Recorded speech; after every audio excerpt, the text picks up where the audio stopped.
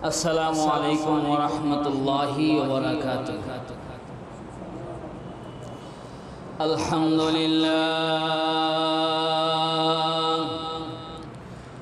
আলহামদুলিল্লাহি ওয়া কাফা ওয়াসসালাতু ওয়াসসালামু আলা রাসূলিহিল মুজতাবা খুসুসান আলা সাইয়্যিদিনা মুহাম্মাদিনিল মুস্তাফা সাল্লাল্লাহু তাআলা আলাইহি ওয়া আলা আলিহি ওয়া আসহাবিহি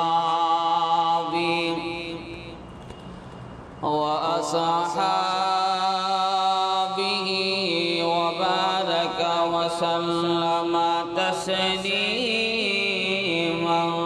কাসীরান কাসীরা।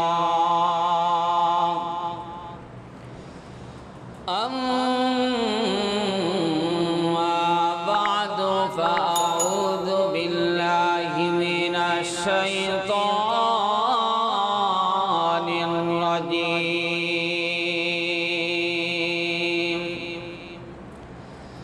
بسم الله الرحمن الرحيم.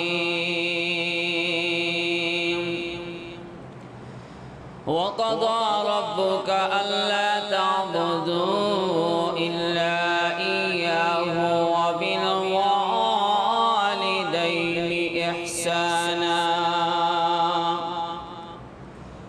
إما يبلغن عندك الكبر أحدهما أو كلاهما فلا تقل لهما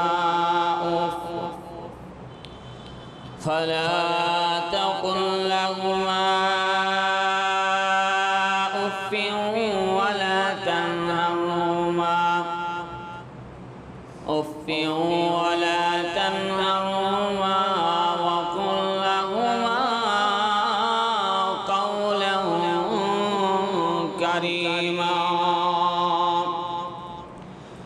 واخفض لهما جناح الذل من الرحمة وقل رب ارحمهما كما ربياني صغيرا. وقال صاحب القرآن رسول الله صلى الله عليه وسلم رضا الرب في رضا الوالدين وسخط الرب في سخط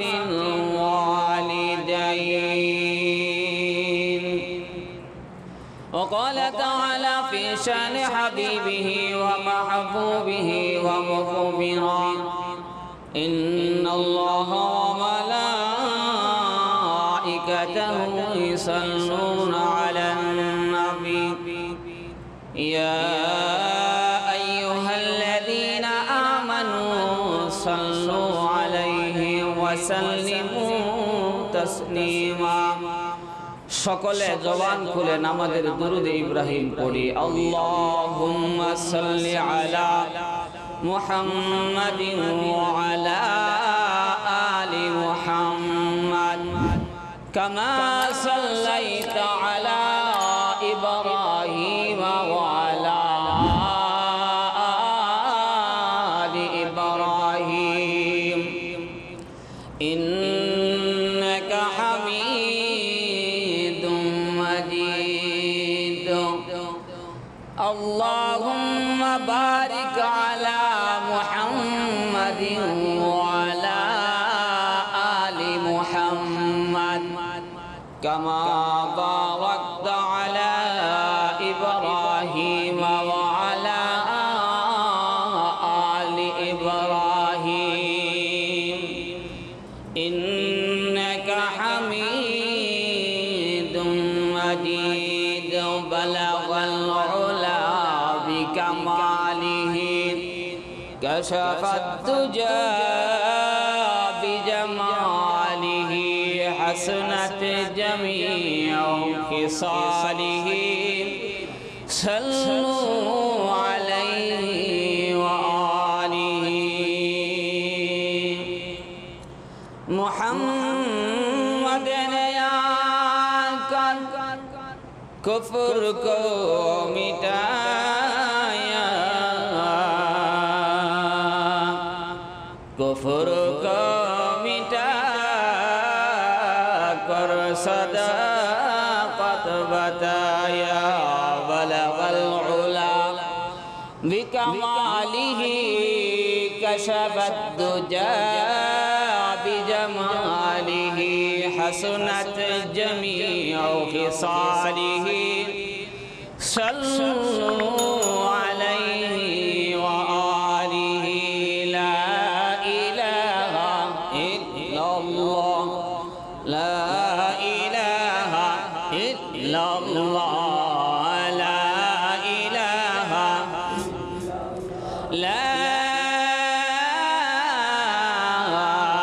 इलाहा इल्लल्लाह मुहम्मदुर रसूलुल्लाह सल्लल्लाहु अलैहि वसल्लम खिदमते मा दर बेदर कुन इख्तियार ताके बाशी दर्द आलम बख्तियार खिदमते मा दर बेदर कुन सब हुशाम ताके बाशी दर्द आलम ने कुनाम लंदन की हवा दिल में लगी मदर पिदर भूल गई लंदन की हवा दिल में लगी मदर पिदर भूल गई साया ये गुफर दिल में पड़ा नूर खुदा भूल गई साया ये गुफर दिल में पड़ा नूर खुदा भूल गई सुब्हानक ला इल्म लना इल्ला मा अल्लमतना इन्नका अंतल अलीमुल हकीम सुब्हानक ला फहम लना इल्ला मा फहमतना इन्नका अंतल जव्वादुल करीम अल्हम्दुलिल्लाह गाजीनगर मस्जिदेर मुअज्जज मुकर्रम मुसल्लियाने केराम मुरब्बियाने आज़ाम ও আমার খলিজার টুকরা যুবক ভাইরা সর্বপ্রথমে মহান রব্বুল আলামিন আলিশান দরবারে অসংখ্য অগণিত শুকরগুজার হচ্ছে যেমনি অত্যন্ত দয়া করে মহব্বত করে ভালোবেসে পবিত্র জুমার দিনে আল্লাহ তাআলা আমাদেরকে জুমার নামাজ আদায় করার জন্য সবার আগে আগে মসজিদে বসে বসে আমাদের জীবন গঠনমূলক পাথেয় সংগ্রহ করে জীবন চলার তৌফিক দান করেছেন। এজন্য মন প্রাণ খুলে আকাশ আর বাতাসকে মুখরিত করে হৃদয়ের সমস্ত আবেগ আর ভালোবাসাকে উদার করে দিল থেকে সকলে বলছি আলহামদুলিল্লাহ। আমি মহাগ্রন্থ কালামুল্লাহ শরীফ থেকে আয়াত কারিমা তেলাওয়াত করেছি এবং বিশ্বনবী রাহমাতুল্লিল আলামিনের অসংখ্য অগণিত হাদিসের ভান্ডার থেকে এক টুকরো হাদিসের অংশ বিশেষ পাঠ করেছি। তিলাওয়াতকৃত আয়াত এবং পঠিত হাদিসকে সামনে রেখে পিতা মাতার হক নিয়ে আলোচনা করব। যতটুকু আলোচনা করব এবং শুনব উক্ত আলোচনা মোতাবেক আল্লাহ তাআলা যেন আমাদের সকলকে আমল করার তৌফিক দান করেন। সকলে বলুন আমিন। হক হলো মূলত দুই প্রকার। হক কত প্রকার? দুই প্রকার। এক প্রকার হক হলো বান্দার সাথে সম্পর্ক, আরেক প্রকার হক হলো আল্লাহর সাথে সম্পর্ক। আল্লাহর সাথে যেই হক, সেই হকের নাম হলো হকুল্লাহ। অর্থাৎ আল্লাহর হক। কার হক? আল্লাহর হক। বান্দার সাথে যে হকটা সম্পর্ক, এই হকের নাম হলো হকুল ইবাদ, অর্থাৎ বান্দার হক। তাইলে আমরা বুঝতে পারলাম হক কত প্রকার? দুই প্রকার। এক প্রকার হইল আল্লাহর হক, দুই নাম্বার হইল বান্দার হক। আল্লাহর হকের বান্দার হকের চেয়ে, আল্লাহর হকের চেয়ে বান্দার হকের গুরুত্ব বেশি। সুবহানাল্লাহ পড়েন। আলোচনা বুঝবেন, দিল দিয়ে শুনবেন। আল্লাহর হকের চেয়ে বান্দার হকের গুরুত্ব কম না বেশি? আল্লাহর হকের চেয়ে বান্দার হক গুরুত্ব বেশি। এজন্যে আল্লাহর হকের ভিতরে সবচেয়ে সর্বপ্রথম হক হইল, সবচেয়ে ভালো হক হইল 5 ওয়াক্ত নামাজ আদায় করা। সুবহানাল্লাহ পড়েন। আল্লাহর হকের মধ্যে সর্বপ্রথম হক হইল বান্দা 5 ওয়াক্ত নামাজ আল্লাহর আদায় করবে। এই হক হইল বান্দার কাছে পাওনা। আর বান্দার হকের মধ্যে সবচেয়ে গুরুত্বপূর্ণ হইল পিতা মাতার খেদমত। আওয়াজ করে পড়েন সুবহানাল্লাহ। আল্লাহর হকের ভিতরে সবচেয়ে গুরুত্বপূর্ণ হইল 5 ওয়াক্ত নামাজ, আর বান্দার হকের ভিতরে সবচেয়ে গুরুত্বপূর্ণ হইল পিতামাতার খেদমত। এই জন্য আল্লাহ পাক রব্বুল আলামিন তেলাওয়াতকৃত আয়াতের ভিতরে বলেন, ওয়া কাদা রাব্বুকা আল্লা তা'বুদু ইল্লা ইয়্যাহু ওয়া বিল ওয়ালিদাইনি ইহসানা। রে সন্তান, তুমি তোমার পিতা মাতার সাথে ইহসান করো। ইহসান, ইহসান বলা হয় এটাকে নিতে কম নেওয়া, দিতে বেশি দেওয়া। সুবহানাল্লাহ পড়েন। ইহসান কাকে বলে? আপনি নিবেন কম, দিবেন বেশি, এর নাম হইল ইহসান। নিবেন যত, দিবেন তত, এর নাম ইহসান নয়। এর নাম হইল ইন্নাল্লাহা ইয়া'মুরু বিল আদলি ওয়াল ইহসান। এর নাম হইল ন্যায় বিচার, ইনসাফ। নিবেন যত, দিবেন তত, এর নাম ইহসান নয়, এর নাম হলো ইনসাফ, ন্যায় বিচার। আর আপনি নিবেন কম, দিবেন বেশি, এর নাম হলো ইহসান। সুবহানাল্লাহ বলবেন না? তাইলে আল্লাহ পাক রব্বুল আলামিন সন্তানকে বলতেছেন পিতামাতার সাথে ইনসাফ করো, এই কথা বলেন নাই। আল্লাহ বলেন ইহসান করো, ইহসান। রে সন্তান, পিতামাতার কাছ থেকে যতটুকু নিয়েছো এর সমান দিলে হক আদায় হবে না। আল্লাহ বলেন নিছো কম, দেও বেশি। সুবহানাল্লাহ বলে। এই জন্য আল্লাহ পাক রব্বুল আলামিন পবিত্র কোরআনের ভিতরে 3টা শব্দ এমন বলেছেন। এক নম্বর হলো ওয়া আকিমুস সালাহ ওয়া আতুজ যাকাত। রে বান্দা, নামাজ কায়েম করো, যাকাত প্রদান করো। কয়টা শব্দ? কথা বলতে হবে। কয়টা শব্দ? আকিমুস সালাহ ওয়া আতুজ যাকাত। নামাজ কায়েম করো, যাকাত প্রদান করো। কেউ যদি নামাজ পড়ে যাকাত দেয় না, তার নামাজটা কবুল হবে না। কেউ যাকাত দিল, নামাজ পড়ে না, তার যাকাত কবুল হবে না। আল্লাহ পাক রব্বুল আলামিন বলেন ওয়াতিউল্লাহ ওয়া আতিউর রাসূল। তোমরা আল্লাহর আনুগত্য করো এবং রাসূলের আনুগত্য করো। কেউ যদি আল্লাহর ইবাদত করে ঠিক রাসূলের তরিকায় করলো না, তার ইবাদতটাও গ্রহণযোগ্য হবে না।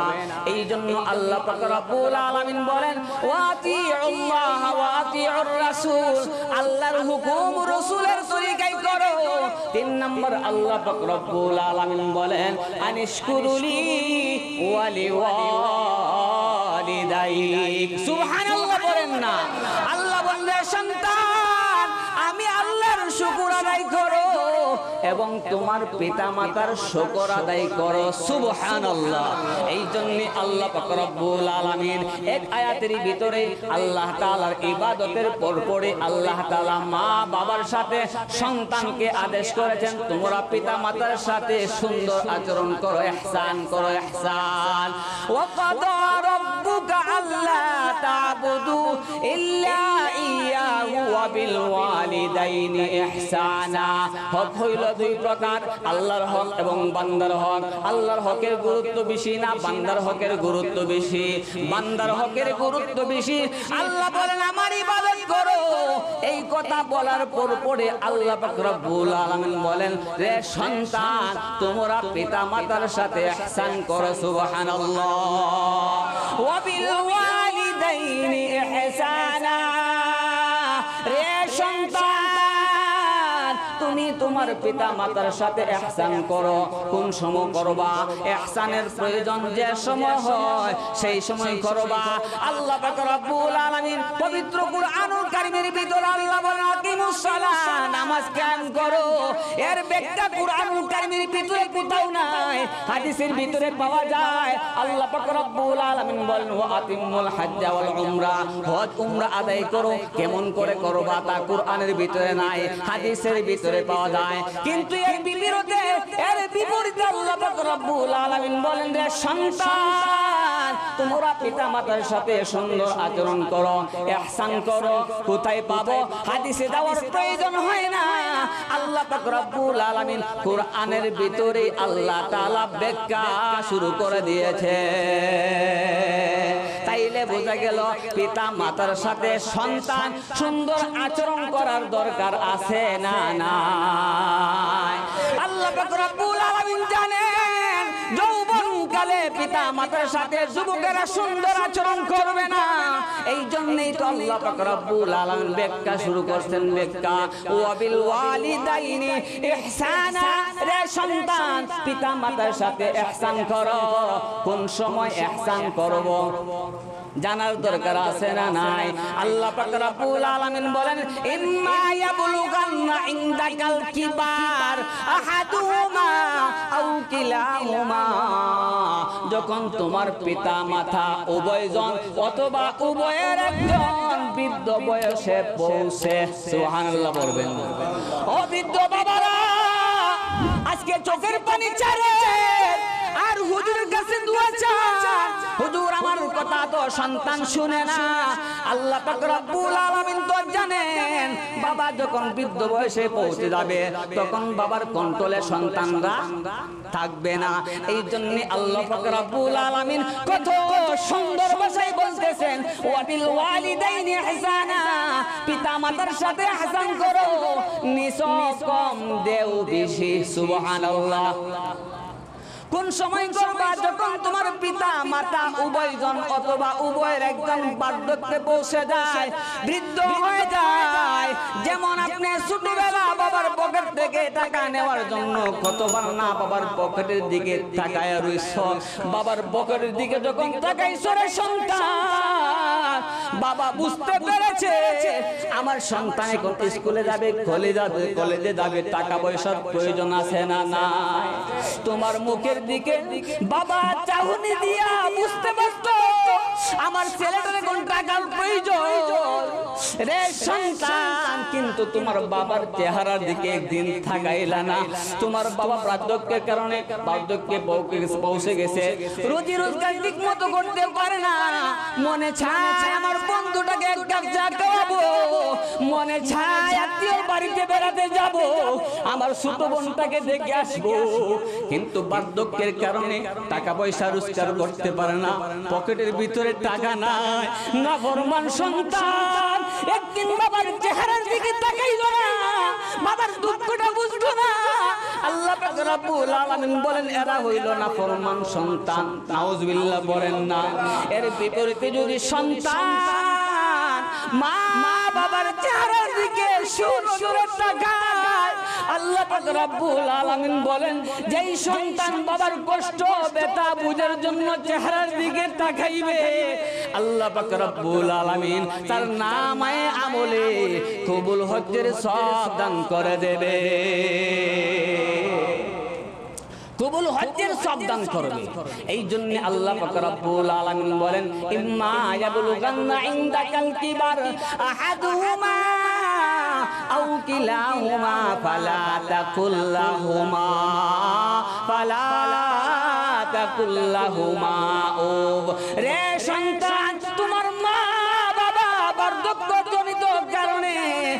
তাদের মেজাজটা হয়ে যায় কড়া। এই জন্য সন্তানের সাথে উল্টা পাল্টা আচরণ করে, কথা বলেন ঠিক না বেঠিক? বৃদ্ধ বয়সে মানুষে কিন্তু কটকট একটু বেশি করে মেজাজ করা হয়ে যায়। আল্লাহ পাক রব্বুল আলামিন তো জানেন বান্দা যখন বৃদ্ধ হয়ে যাবে তার মেজাজটা করা হয়ে যাবে। এই জন্য বাবা একটা কথায় বারবার বলবে। এই জন্য আল্লাহ পাক রব্বুল আলামিন বলেন, রে সন্তান, তোমার বাবা বার্ধক্যজনিত কারণে মেজাজ করা হয়ে গেছে। এই জন্য তোমার বাবা যদি কোনো সময় রাগ করে, আল্লাহ পাক রব্বুল আলামিন বলেন, ফালা তাকুল্লাহুমা ওয়ালা তানহারহুমা উফি ওয়ালা তানহারহুমা। তোমার মা বাবার আচরণে তুমি উফ শব্দটি বলিও না। বুঝাইতাম পারছিনি? মা বাবার কথাই ভিত্তিতে হইয়া উফ শব্দ বলা যাবে না। মুফাসসিরিনে কেরাম আরেকটা ব্যাখ্যা বলেছেন, উফি ওয়ালা ফালা তাকুল্লাহুমা উফ বলিও না। এই কথার 2 নম্বর ব্যাখ্যা হইল, রে সন্তান, তুমি যখন ছোট্ট ছিলা তোমার বাবা তোমাকে রুজি রোজগার কইরা খাওয়াইছে, কথা বলেন ঠিক না বেঠিক? টাকা পয়সা নাই, অন্যের বাড়ি থেকে ধার নিয়ে আসছে তোমার পেটের ভিতরে খাবার দেওয়ার জন্য। অনেক কষ্ট ত্যাগ করেছে, কোনোদিন তো তোমাকে বলে নাই, রে সন্তান কত টাকা পয়সা কত কষ্ট করে আনছি, কেন খাইবি, কথা বলেনি। আল্লাহ পাক রব্বুল আলামিন বলেন, ফালা তাকুল্লাহুমা উফ শব্দ বলিও না। রে সন্তান, তুমি সকালবেলা কাজ কর্মে চলে গেছো, সারা দিন মেহনত করে বাড়িতে চলে আসছো, যে কষ্টটা হইছে এই কষ্টটা মা বাবার সামনে উফ বলিয়া দেখায়ও না। সুবহানাল্লাহ বলে। সারা দিন রুজি রোজগার করবেন, কষ্ট হয়েছে ঠিক, এই কষ্টটা যে হইছে মা বাবার সামনে বোঝানো যাবে না। ও প্রবাসী ভাইরা যারা প্রবাসে আছেন, প্রবাসের জীবনে মেহনত করে মার কাছে বাবার কাছে ফোন দিয়ে বললেন না, মা বাবা অনেক কষ্টের কাজে এসে পড়লাম, এই কথা বলা নিষেধ। এই কথা বলা নিষেধ। কষ্ট হতে পারে, কষ্টটা মা বাবার সামনে দেখানো যাবে না। সন্তান যদি কষ্ট করে পৃথিবীর কোনো মা বাবা কিন্তু সহ্য করতে পারে না। এমন প্রবাসীরা যখন বাড়ির ভিতরে কল করে, মা দীর্ঘদিন ধরে আসলাম, অনেক কষ্টের কাজ করতে হইতেছে, মা কিন্তু বলে, বাবারে কাজ করার দরকার নাই, বাড়িতে চইলাই। কেন সন্তানের কষ্ট মা সহ্য করতে আর কথা বলেন না কেন? কষ্ট সহ্য করতে পারে। এই জন্য আল্লাহ বলেন, ফালা তাকুল্লাহুমা উফ কষ্ট হয়েছে, এই কষ্টটা মা বাবার সামনে বলিও না। তুমি কষ্টটা হইছে এটা লুকাইয়া হাত ছাড়তে হবে। কেন? মা বাবার সামনে যদি উফ শব্দটা বলো তাহলে মা বাবার অন্তরে কষ্ট পায়। সুবহানাল্লাহ। ফালা তাকুল্লাহুমা উফি ওয়ালা তানহারহুমা।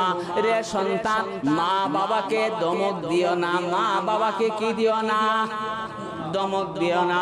আমরা দেখি যদি কোনো একটা ফয়সালার জন্য বসা হয়, ছেলে বসছে এক চেয়ারে, বাবা বসছে এক চেয়ারে, কথাবার্তা শুরু হয়ে গেছে, বাবা একটা ফয়সালা দিল, কিন্তু শিক্ষিত সন্তান তাই বলে, বাবা তুমি কি বুঝো, দুনিয়ার হাত পা বুঝুনি?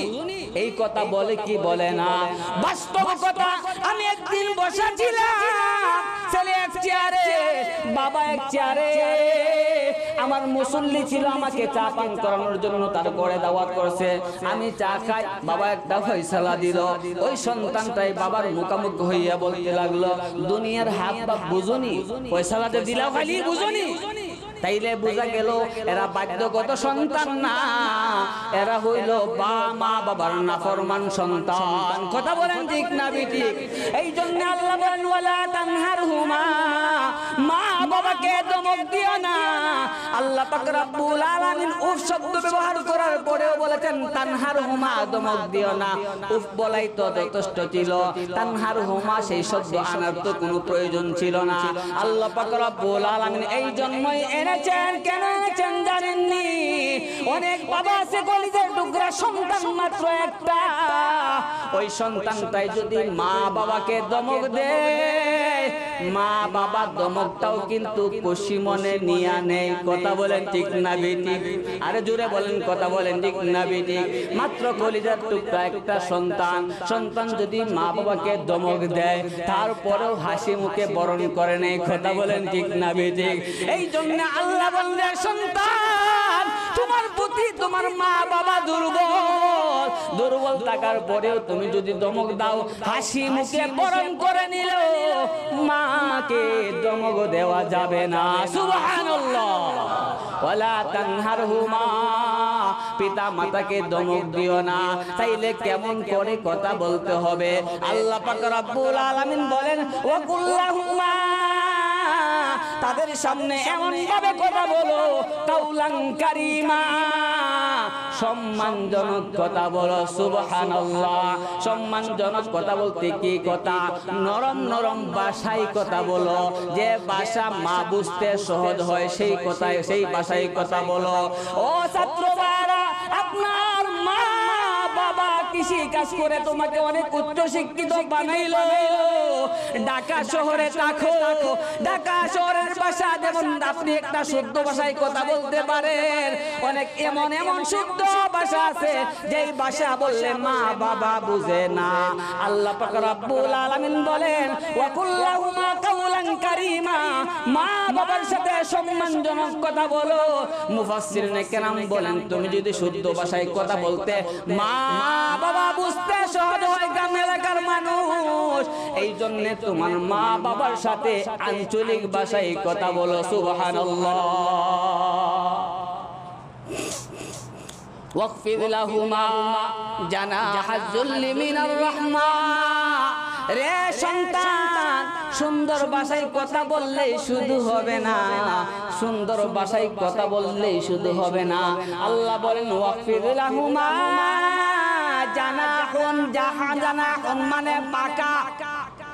আল্লাহ পাক রব্বুল আলামিন বলেন, রে সন্তান পিতা মাতার সামনে তোমার বিনয়ের ডানা বিছিয়ে দাও। বিনয়ের ডানা, ডানা ডানা কি পাখি মানুষের হয় না পাখির হয়? কথা বলেন না কেন? আল্লাহ বলেন, ওয়াকফিদ লাহুমা জানাহাজ যুল্লি, তুমি তোমার বিনয়ের ডানা মা বাবার সামনে বিছিয়ে দাও। ডানা তো মানুষের হয় না পাখির হয়। আল্লাহ পাক রব্বুল আলামিন ডানার কথা কেন বললেন?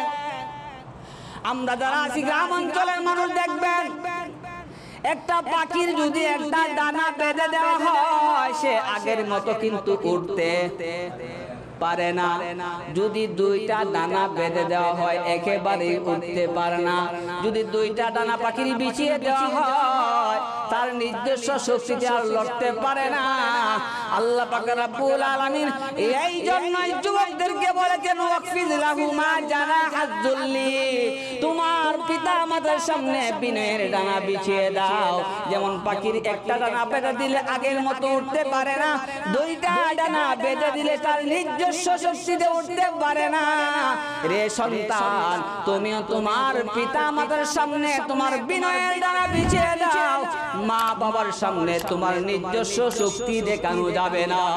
সুবহানাল্লাহ।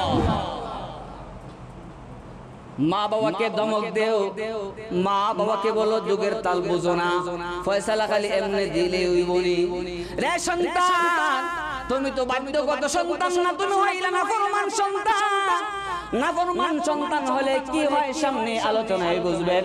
আল্লাহ পাক রব্বুল আলামিন বলেন, ওয়া কুল্লাহুমা কাউলান কারীমা ওয়াকফিদ লাহুমা জানাহুন মিনাজ যুল্লি, তোমার মা বাবার সামনে বিনয়ের ডানা বিছিয়ে দাও। এর মানে পিতা মাতার সামনে সুন্দরভাবে চলো, পিতা মাতার সাথে সুন্দর আচরণ করো, পিতা মাতার খেদমত করো। সুবহানাল্লাহ বলেন। অনেক যুবক এমন আছে, আমি যদি আমার মায়ের সাথে সুন্দর আচরণ না করি,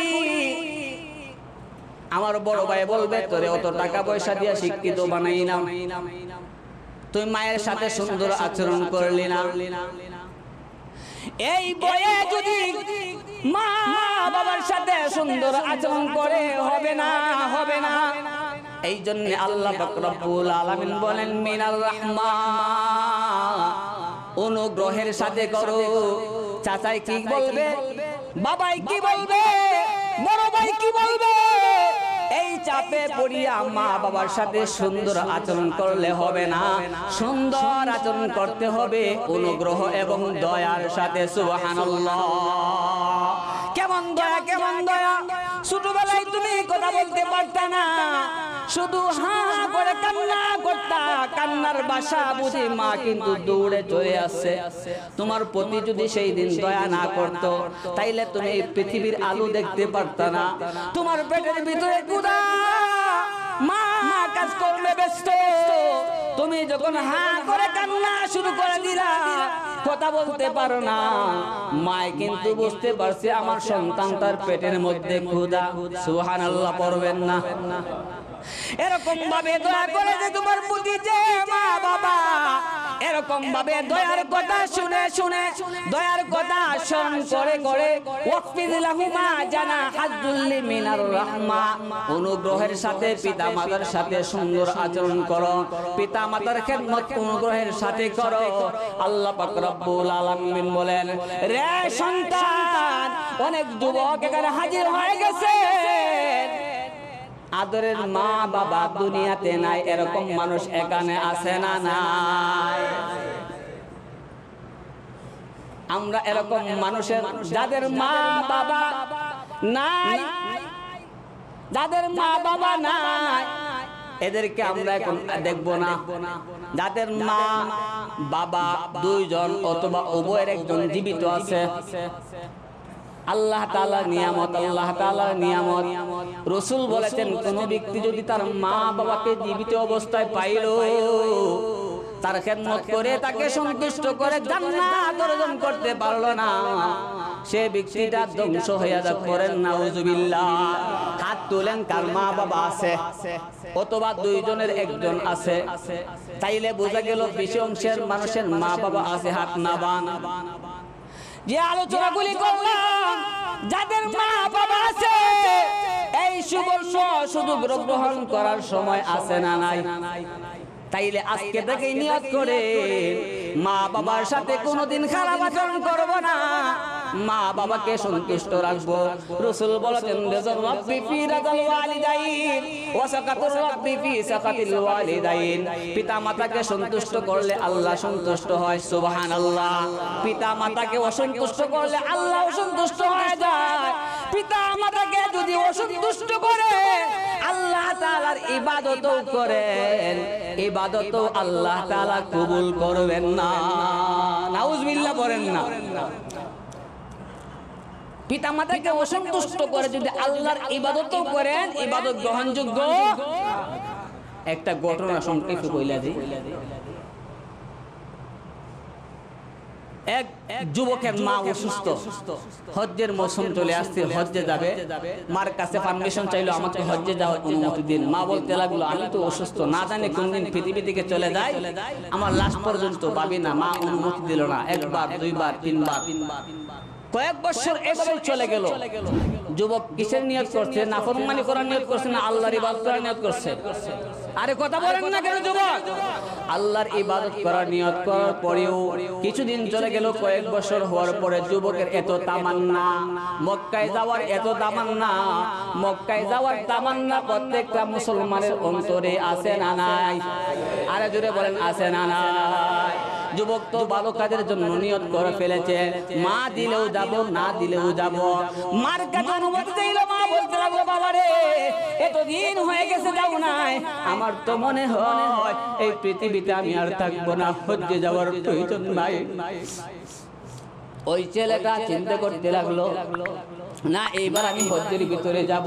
আগেতে ছিল 8 রাস্তা, 1 মাস লাগতো, 2 মাস লাগতো, 3 মাস লাগতো। যুবক যখন হজ্জের ভিতরে চলে যায়, রাস্তার ভিতরে এক জায়গার মধ্যে রাত্রিবেলা এক মসজিদের মধ্যে থাকার জন্য নিয়ত করলো। মসজিদের ভিতরে প্রবেশ করে আল্লাহু আকবার বলে নামাজের ভিতরে দাঁড়াইলো। ঘটনাক্রমে সেই দিনে এই গ্রামের ভিতরে চুরি হয়। চোর যখন চুরি করে, চুরি করতে গিয়ে ধরা পড়ে, দূর দিয়ে মসজিদের ভিতরে ঢুকে গেল। মসজিদের ভিতরে ঢুকিয়া দেখে একজন মুসল্লি নামাজি দাঁড়ানো, তার পাশে মালগুলা রেখে সে দেওয়াল বাহিরে ছুঁয়ে গেল। যেহেতু মানুষেরা চোর ধরে ফেলেছে, যে সবাই চোর মসজিদের ভিতরে ঢুকছে, মসজিদের ভিতরে ঢুইকা দেখে এই তো চুরি আরো সিনা চুরিও করছে, নামাজ শুরু করে। নাউজুবিল্লাহ বলেন না। এখন চোর কি উনি না চোর চলে গেছে? চোর চলে গেছে, ওনাকেই নিয়ে বাদশার দরবারে নিয়ে যাওয়া হলো।